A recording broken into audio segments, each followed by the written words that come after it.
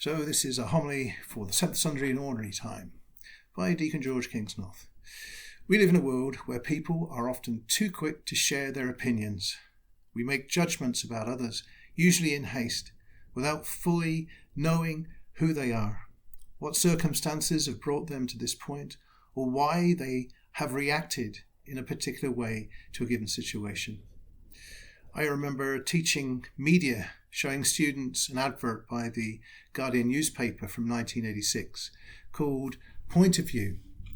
Everything is filmed in black and white.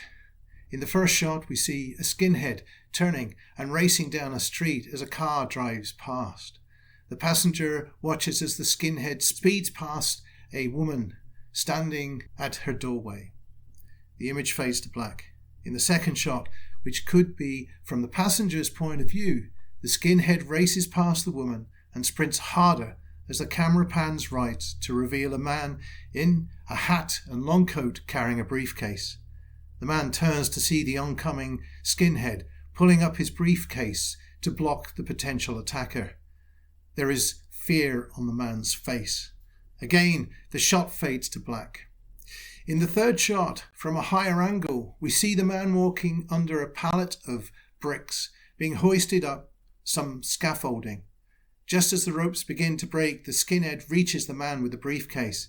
As the bricks begin to fall, the skinhead pulls the man out of harm's way, saving his life. This final image fades to black, and the title, The Guardian, appears. After the first image, my students thought the skinhead was running away from the people in the car. From what they discovered in the second shot, they were convinced he was going to assault the man and rob him of his briefcase. The surprise was that the skinhead's intentions had been good. He wanted to save the man from falling bricks.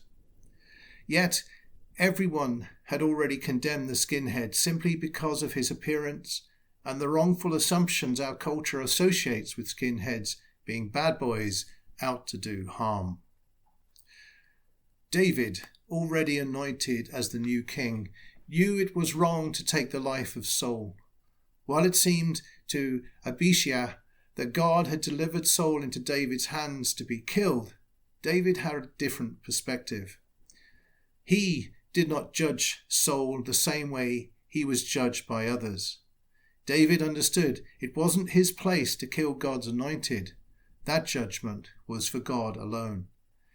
This situation tested David's ability to discern between right and wrong. He chose to spare Saul, showing mercy and compassion instead of taking Saul's life. He took Saul's spear and water to demonstrate that he could have killed him, but chose not to. Saul then realized how easily his life could have been taken and recognized his own sin in wanting to kill David. Paul reminds us that the first man, Adam, made of earth, sinned and fell from grace. In contrast, the second Adam, Jesus, came from heaven. While we have all become living souls from the earth, we are called to model our behavior on Jesus, who offers us a life-giving spirit. The gospel reminds us that as we follow Jesus, we will be persecuted by our enemies. However, we are not to retaliate with the same treatment they give us. Instead, we are called to show them love, kindness, and compassion, and to refrain from judging them.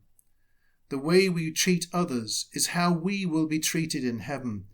It is crucial to remember this, for on the scales of judgment, the measure we use for others will be the measure God uses for us.